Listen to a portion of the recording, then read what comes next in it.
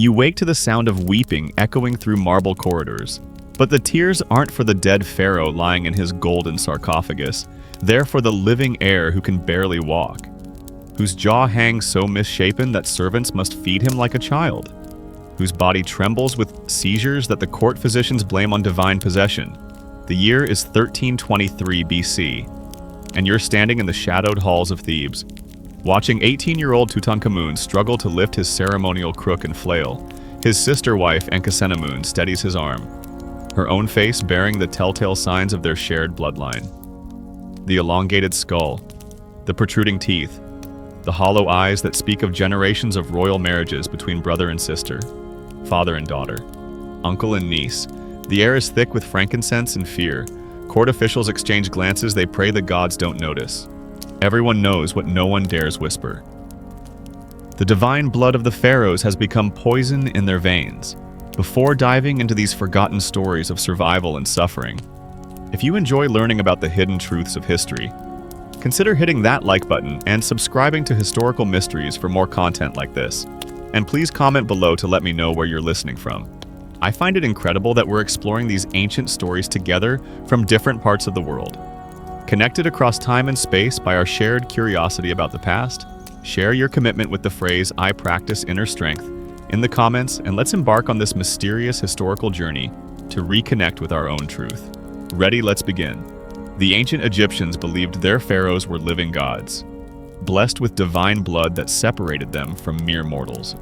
To preserve this sacred essence, they practiced what they called royal marriage, unions between siblings, half-siblings, and close relatives that would concentrate the god blood in their offspring for over 3,000 years. This practice created some of history's most powerful rulers. It also created some of history's most tragic genetic disasters. Tutankhamun's withered left foot dragged behind him as he made his way to the throne room. Modern DNA analysis would later reveal that his parents were full siblings, and that their son inherited a devastating cocktail of genetic defects: a cleft palate, a club foot, feminine hips, and a spine so curved that standing upright required enormous effort. But in 1323 BC, these afflictions were seen as divine tests, mysterious burdens that proved his godhood rather than evidence of biological catastrophe, the divine justification of incest. The practice of royal incest wasn't born from perversion or ignorance. It emerged from a sophisticated theological system that viewed the pharaoh as the earthly incarnation of the god Horus. Just as the gods married their siblings, Osiris wed his sister Isis. Set married his sister Nephthys, so too must their divine descendants preserve the purity of their celestial bloodline. Marriage outside the royal family would dilute the god blood, weakening the pharaoh's connection to the divine realm and threatening the cosmic order that kept the Nile flooding and the sun rising. The earliest recorded royal sibling marriage dates to the 4th dynasty around 2550 BC, when Pharaoh Jedefre married his sister Hetepheres II. But it was during the New Kingdom period, from 1550 to 1070 BC, that royal incest became not just acceptable but mandatory. The pharaohs of the 18th dynasty, including Amenhotep III, Akhenaten, and Tutankhamun, turned sibling marriage into a political necessity, a way to concentrate power within a single bloodline and prevent rival families from claiming the throne. The theological justification for these marriages was elaborate and deeply ingrained in Egyptian culture. The creation myth of Heliopolis told how the god Atum created the world through masturbation, producing the twin gods Shu and Tefnut, who then mated to create Geb and Nut, their children Osiris, Isis, Set, and Nephthys paired off as siblings, establishing the divine precedent for royal incest. The pharaohs weren't just following tradition, they were reenacting the fundamental creation story of their civilization. This divine justification became so central to Egyptian kingship that refusing to marry within the royal family was considered an act of blasphemy. When Amenhotep briefly considered marrying a Mitanni princess in 1400 BC, the high priests of Thebes threatened to declare him unfit to rule.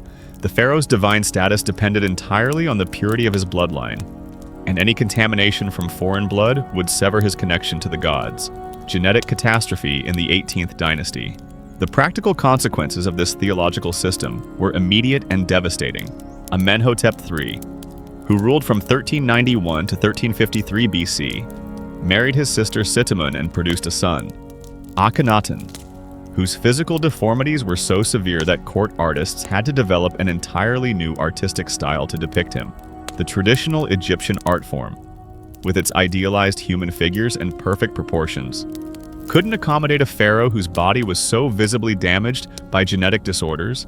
Akhenaten's reign, from 1353 to 1336 BC, marked the beginning of the most genetically catastrophic period in Egyptian history. His radical religious reforms, abandoning the traditional pantheon in favor of a single sun god, Aten, may have been influenced by the neurological effects of inbreeding. His artistic depictions show the characteristic signs of genetic disorders: an elongated skull, feminine features, a protruding belly, and abnormally long limbs that suggest various hormonal imbalances. The pharaoh's physical deformities became so pronounced that his own subjects began to question his divine status. Graffiti from the period, discovered in workers' villages near Amarna, shows crude drawings of the pharaoh with exaggerated physical defects. One inscription found in a tomb at Saqqara reads, "The god king walks like a woman and speaks like a child." These were dangerous sentiments in a civilization where questioning the pharaoh's divinity was punishable by death. When Akhenaten chose his wife, he didn't look beyond his own family. Nefertiti, his beautiful queen, was almost certainly his half-sister or cousin, despite her famous beauty. Preserved in the iconic limestone bust discovered in 1912, contemporary medical analysis of her mummy suggests she too suffered from the genetic consequences of royal inbreeding.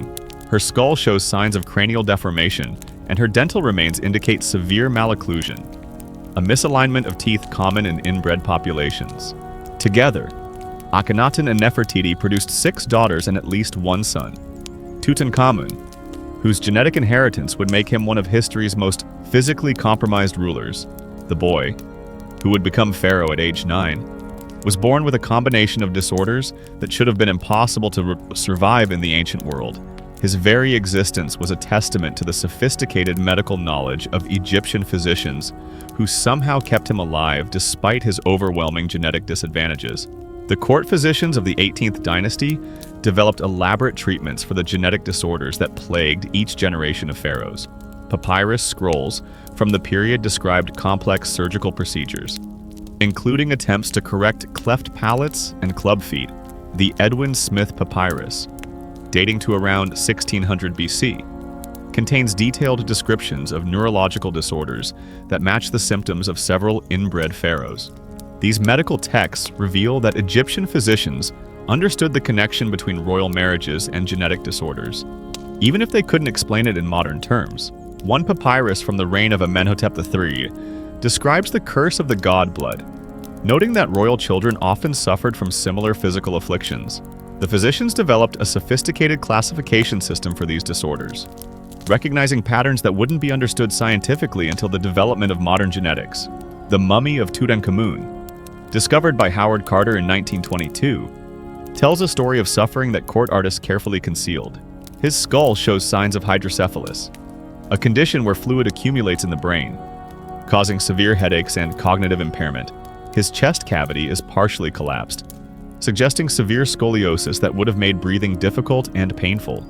His left foot is so deformed that over 100 walking sticks were buried with him in his tomb, ranging from simple wooden canes to elaborate golden staffs designed to support his weight.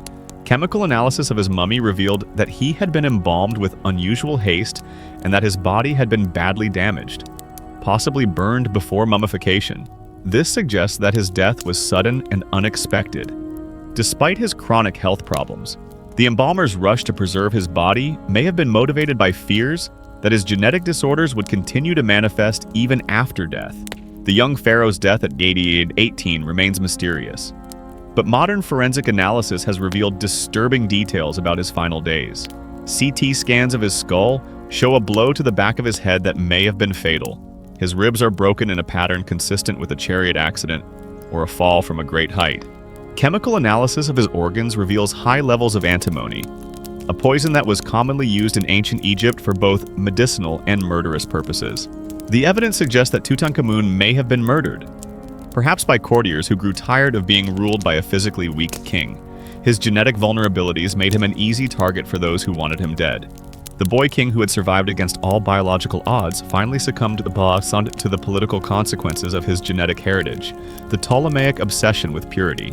But Tutankhamun's tragic story was just the beginning. The real genetic catastrophe of ancient Egypt would unfold centuries later when Alexander the Great's general, Ptolemy Vuar, conquered Egypt in 305 BC and established a dynasty that would make the pharaoh's sibling marriages look restrained by comparison.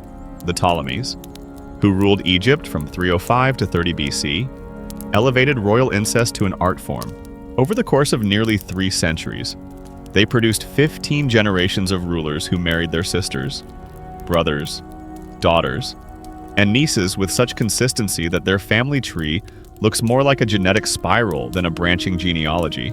The Ptolemies didn't just practice incest, they institutionalized it, creating a system of royal marriage that was more closed than any other dynasty in human history. Unlike the pharaohs who justified their marriages through Egyptian theology, the Ptolemies practiced incest for purely political reasons. As Macedonian Greeks ruling over a conquered Egyptian population, they needed to maintain their ethnic identity while claiming legitimacy as pharaohs. Marrying within their own family served both purposes. It preserved their Greek bloodline while adopting the Egyptian royal tradition of sibling marriage. Ptolemy I, Soter, the dynasty's founder, was one of Alexander's most trusted generals and a skilled politician who understood the delicate balance required to rule Egypt. He married Berenice I, a Macedonian noblewoman, and initially seemed to reject the Egyptian practice of royal incest. But as his reign progressed, he began to see the political advantages of closed marriages. His son, Ptolemy II, Philadelphus, would fully embrace the practice, setting a precedent that would define the dynasty for the next 3 centuries. Ptolemy II, who ruled from 283 to 246 BC, set the template for Ptolemaic incest when he divorced his first wife, Arsinoe to marry his full sister, Arsinoe II. This wasn't a political marriage or a theological requirement. It was a conscious choice to concentrate Ptolemaic blood in his heirs. The marriage was celebrated with elaborate ceremonies that combined Greek and Egyptian traditions, creating a new royal ritual that would be repeated for generations. The couple's marriage was remarkably successful from a political standpoint. Arsinoe proved to be a skilled co-ruler who helped expand Ptolemaic power throughout the Mediterranean. She was deified after her death, and her cult became one of the most popular in the ancient world. The political success of this sibling marriage convinced subsequent Ptolemies that incest was not just acceptable but necessary for dynastic survival. The Ptolemies' commitment to sibling marriage was so absolute that they often married multiple siblings in succession. Ptolemy VIII, Physcon, who ruled from 170 to 116 BC, married his sister Cleopatra II. Then, after her death, he married her daughter, Cleopatra III, his own niece. When Cleopatra III died, he married her daughter, Cleopatra IV, making him simultaneously uncle, stepfather, and husband to the same woman. These serial marriages weren't unusual in Ptolemaic Egypt. They were the norm. The mathematical precision of Ptolemaic inbreeding is staggering. Geneticists have calculated that, by the time of Cleopatra VII, the famous Cleopatra who seduced Julius Caesar and Mark Antony, the royal family had been intermarrying for so long that she had only 6 distinct ancestors in her family tree going back 5 generations. In a normal family tree, she would have had 32 distinct ancestors over the same period. The Ptolemies had reduced their genetic diversity to less than 20% of what it should have been. This genetic bottleneck was the result of careful planning by Ptolemaic rulers who viewed their bloodline as a precious resource that needed to be conserved. They developed elaborate marriage contracts that specified not just who could marry whom, but also how many children each couple should produce and in what order. These contracts, preserved on papyrus scrolls discovered in the Fayum region, reveal a dynasty obsessed with genetic purity to the point of mathematical precision, the consequences of inbreeding. The physical consequences of this genetic bottleneck were catastrophic. Ptolemaic rulers suffered from a constellation of disorders that grew worse with each generation. Contemporary accounts describe pharaohs with severe obesity, mental instability, and physical deformities that made them barely recognizable as human. The historian Polybius writing in the 2nd century BC, described the Ptolemaic court as a menagerie of human monsters masquerading as gods. Ptolemy VI. Philometor was so grotesquely fat that his subjects nicknamed him Physcon, meaning potbelly. His weight, estimated at over 400 pounds, made it impossible for him to walk unassisted. He required a team of servants to help him move around his palace, and his throne had to be specially reinforced to support his bulk. Contemporary accounts describe him as sweating constantly, breathing heavily, and requiring frequent rest during even the simplest activities. The king's obesity was just one symptom of a broader metabolic disorder that affected multiple generations of Ptolemies. Modern geneticists have identified several genetic mutations that could explain the dynasty's tendency toward extreme weight gain. These same mutations also affected the Ptolemies' fertility, making it difficult for them to produce healthy heirs and contributing to the dynasty's eventual extinction. The psychological effects of inbreeding were equally devastating. Several Ptolemaic rulers showed signs of what modern psychiatrists would diagnose as severe personality disorders. Ptolemy IV Philopator, who ruled from 221 to 24 BC, was described by contemporary historians as paranoid and sadistic. He murdered his mother, his brother, and his uncle in a single purge, claiming they were plotting against him. He then married his sister, Arsinoe III, and forced her to participate in increasingly elaborate religious ceremonies that contemporary observers described as divine madness. The king's paranoia became so severe that he refused to eat food that hadn't been tested by multiple tasters. He slept in a different room every night and employed a network of spies to monitor his own family members. His behavior became so erratic that his own ministers began to question his sanity. One contemporary account describes him as a man possessed by demons of his own making. Ptolemy IV's mental instability may have been caused by temporal lobe epilepsy, a condition that can result from the genetic disorders common in inbred populations. The condition causes seizures that can manifest as religious visions, paranoid delusions, and violent outbursts. Several other Ptolemaic rulers showed similar symptoms, suggesting that this particular form of epilepsy was endemic in the royal bloodline. The court physicians of the Ptolemies became experts in managing the medical consequences of royal inbreeding. They developed elaborate treatments for the genetic disorders that plagued each generation. Special diets for the morbidly obese pharaohs, mechanical devices to help the physically deformed rulers walk, and potions to calm the psychological disorders that made some rulers dangerous to themselves and others. These medical treatments were recorded in detail on papyrus scrolls that reveal the sophistication of Ptolemaic medicine. Physicians understood that royal genetic disorders were hereditary, even if they couldn't explain the mechanism of inheritance. They developed a system of medical surveillance that tracked the health of royal children from birth, identifying genetic problems early and developing treatments to manage them. One particularly detailed medical papyrus describes the treatment of a Ptolemy who suffered from severe hemophilia, a genetic disorder that prevents blood from clotting properly. The physicians developed a complex regimen of herbal treatments, dietary restrictions, and physical therapy designed to minimize the risk of bleeding. They also created specially designed clothing and furniture to protect the king from injuries that could prove fatal. But the physicians couldn't solve the fundamental problem. Each generation of Ptolemies was genetically weaker than the last. The dynasty's later rulers were increasingly dependent on their advisors, ministers, and foreign allies to maintain power.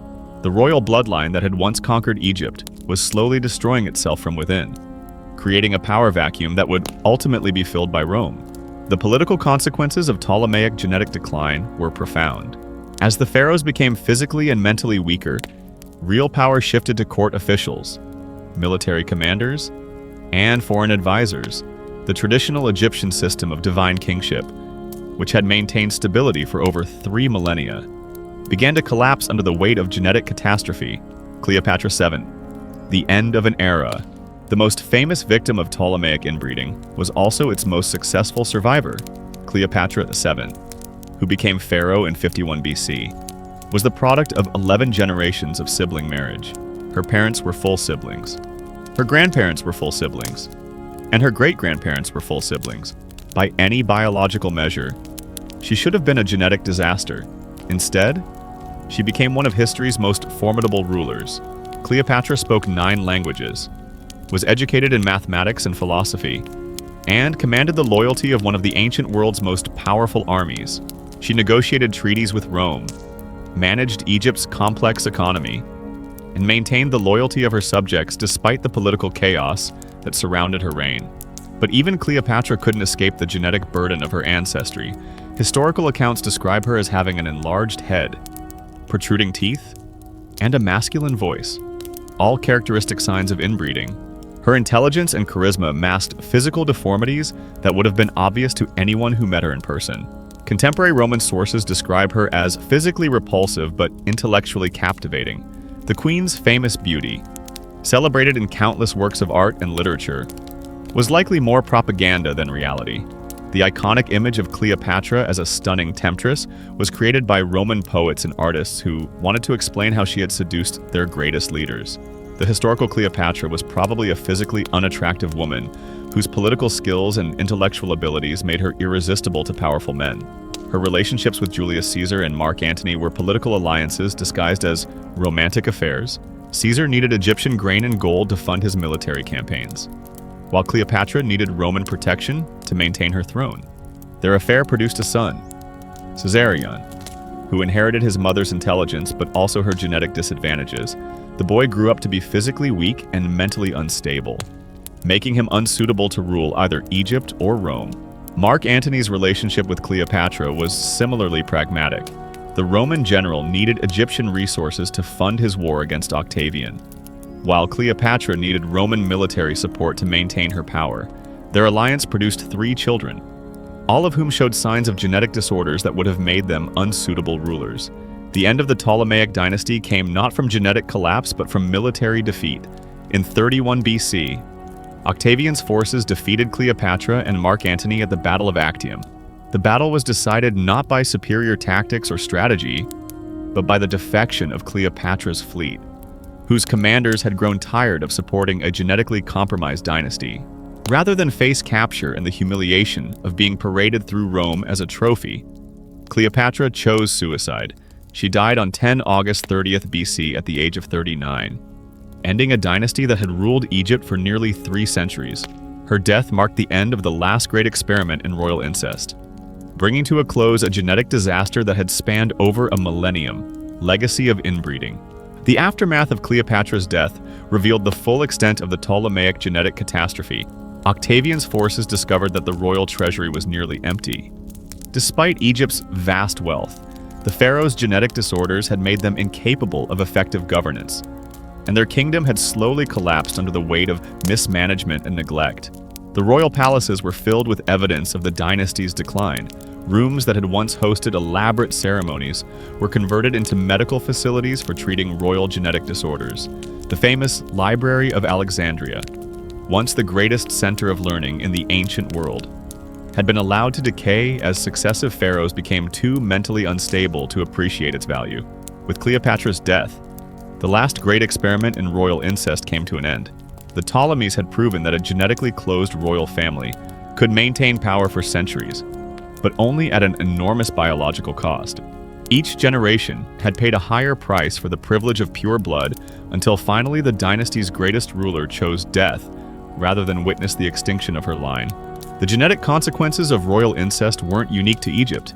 Throughout the ancient world, ruling families practiced various forms of cousin marriage, sibling marriage, and dynastic intermarriage. The Achaemenid Persian Empire, which ruled from 550 to 330 BC, practiced sibling marriage among its royal family. The Seleucid Empire, which controlled much of the former Persian Empire after Alexander's death, also encouraged marriages between close relatives, but nowhere was the practice as systematic or as devastating as in Egypt. The pharaohs and the Ptolemies created the most genetically closed royal bloodlines in human history, and their dynasties paid the ultimate price for this biological experiment. Their genetic disasters serve as a warning about the dangers of closed breeding systems and the importance of genetic diversity for human survival. The story of Egypt's inbred rulers has taken on new significance in the modern era as geneticists have begun to understand the full extent of the damage caused by royal incest. DNA analysis of pharaonic mummies has revealed genetic disorders that were far more severe than anyone had previously imagined. These discoveries have revolutionized our understanding of ancient Egyptian history and the biological factors that shaped one of the world's greatest civilizations.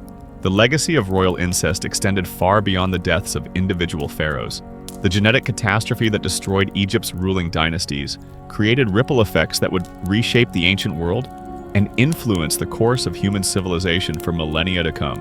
When Octavian finally entered Alexandria in 30 BC, his soldiers discovered a treasure trove of medical documents that revealed the true extent of the Ptolemaic genetic disaster. The royal physicians had kept meticulous records of every birth defect, every failed pregnancy, every premature death that had plagued the dynasty for 3 centuries. These papyrus scrolls, written in Greek and Egyptian hieroglyphs, provided the first systematic documentation of the effects of sustained inbreeding on a human population. The Roman physician Galen, who visited Alexandria in 162 AD, studied these records extensively and incorporated their findings into his own medical writings. His treatises on hereditary diseases, based partly on Ptolemaic medical documents, would influence European medicine for over 1,000 years. The genetic disasters of ancient Egypt inadvertently contributed to the development of medical science as physicians struggled to understand and treat the consequences of royal incest. But the most profound impact of Egyptian royal inbreeding was its effect on the institution of kingship itself. The collapse of the pharaonic system demonstrated that divine blood was not enough to sustain a dynasty. The Romans, who inherited control of Egypt, developed a very different approach to imperial succession. Rather than relying on bloodline inheritance, they created a system of adoption that allowed emperors to choose their successors based on ability rather than genetics. The Roman Emperor Augustus, who defeated Cleopatra, was acutely aware of the dangers of hereditary monarchy. He had witnessed firsthand how genetic disorders had weakened the Ptolemies and made them vulnerable to conquest. His solution was to establish the Julio-Claudian dynasty through a combination of blood relations and strategic adoptions that preserved political continuity while avoiding the genetic bottlenecks that had destroyed Egypt's pharaohs. However, even the Romans couldn't entirely escape the allure of royal incest. The Emperor Caligula, who ruled from 37 to 41 AD, was rumored to have had incestuous relationships with his sisters. His erratic behavior, which included declaring himself a god and appointing his horse as consul, may have been influenced by the genetic disorders that ran in the Julio-Claudian bloodline. His assassination after just 4 years on the throne demonstrated that even Rome's sophisticated political system couldn't protect a genetically compromised ruler. The Emperor Claudius, Caligula's successor, commissioned a detailed study of the fallen Egyptian dynasties. This research, conducted by the historian Manetho the Younger, produced the first comprehensive analysis of how royal incest had contributed to the collapse of pharaonic power. The study's conclusions were so disturbing that Claudius ordered most copies to be destroyed, fearing they might encourage Republican sentiment by demonstrating the inherent weakness of hereditary monarchy. The few surviving fragments of Manetho's work provide chilling insights into the final generations of the 18th dynasty. He describes pharaohs who were so physically deformed that they could only appear in public wearing elaborate masks and ceremonial clothing designed to conceal their disabilities. One passage describes Tutankhamun's immediate predecessor, Smenkhkare, as a king who spoke in whispers and walked with the gait of a crippled child, whose very presence caused his subjects to avert their eyes in shame. The historian also documented the elaborate deceptions used to maintain the illusion of pharaonic divinity. Court artists were required to idealize the physical appearance of rulers, creating artistic depictions that bore no resemblance to reality. Statues and paintings showed pharaohs as perfect physical specimens, while the actual rulers struggled with severe disabilities that made basic functions like walking and speaking extremely difficult. These artistic deceptions became so elaborate that they influenced the development of Egyptian art for centuries. The distinctive style of royal portraiture, with its emphasis on idealized human forms and divine symbolism, was actually a sophisticated system of visual propaganda designed to conceal genetic disorders. The famous golden death mask of Tutankhamun, with its perfect features and serene expression, represents the pinnacle of this artistic tradition, a beautiful lie designed to hide a tragic reality. The religious implications of royal incest were equally profound. The collapse of the pharaonic system challenged fundamental Egyptian beliefs about the divine nature of kingship. If the pharaohs were truly gods, how could their bloodline be so weak? If royal incest was divinely ordained, Why did it produce such devastating results? These questions sparked theological debates that would continue for centuries and ultimately contribute to the decline of traditional Egyptian religion. The priesthood of ancient Egypt found themselves in an impossible position. They had spent millennia teaching that pharaonic incest was not just acceptable but necessary for maintaining cosmic order. The genetic collapse of the royal bloodlines forced them to develop increasingly complex theological explanations for why the gods would allow their earthly representatives to suffer such afflictions. Some priests argued that the pharaoh's genetic disorders were divine tests, trials that proved their godhood by demonstrating their ability to transcend physical limitations. Others suggested that the afflictions were punishments for unknown sins, cosmic justice for transgressions that mortals could not comprehend. These theological gymnastics became increasingly desperate as the evidence of genetic catastrophe became impossible to ignore. The Egyptian creation myth itself came under scrutiny. If Osiris and Isis had established the divine precedent for sibling marriage, why were their pharaonic descendants suffering such terrible consequences? Some radical priests suggested that the gods had withdrawn their blessing from the royal bloodline, while others proposed that the traditional creation story had been misinterpreted by earlier generations of theologians. The crisis of faith triggered by royal incest contributed to the rise of alternative religious movements in ancient Egypt. The cult of Serapis, introduced by the early Ptolemies, gained popularity partly because it offered a different model of divinity that didn't depend on bloodline inheritance. Similarly, the growing influence of Greek philosophy in Egyptian intellectual circles provided rational explanations for natural phenomena that had previously been attributed to divine intervention. The medical consequences of royal incest also had far-reaching effects on ancient Egyptian society.